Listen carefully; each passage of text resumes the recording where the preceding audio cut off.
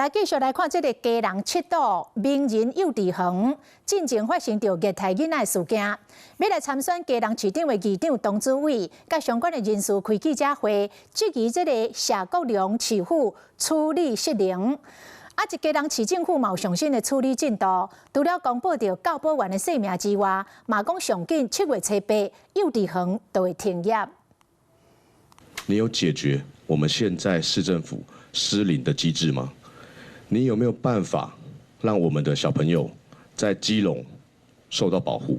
要參選家人市長的議長董主委，針對家人市長謝國樑，家人7堵名人幼稚園苦度囡仔案件驚動社會，董主委來到民進黨中央開記者會，質疑家人市政府。當初是以小愛爸爸的形象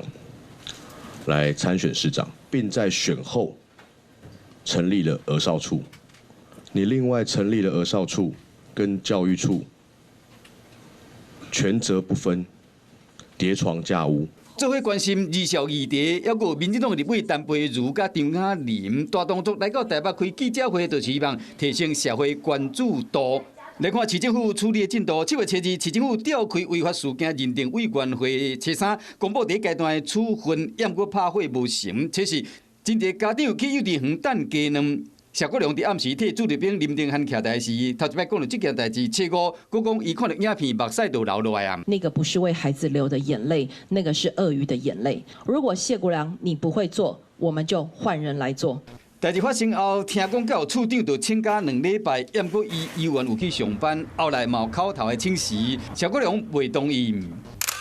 今日市政府今日透過圖卡公布當事幼稚園甲涉案的教保人員的名，暗示謝國樑嘛會參加第5擺的家長會議。現階段工作重點仍以協助受影響家長及孩子需求為優先，對於各界意見尊與尊重。家人市政府拍算明仔載進行相關委員會議的審議，若是程序順利完成，上緊7月就會公告廢止名人幼稚園的設立許可，並且馬上停業。就嘛講幼稚園苦度囡仔案件會當趕緊止火，因為這關係到市民對家人市政府的觀感，嘛牽動謝國樑市長的連任之路。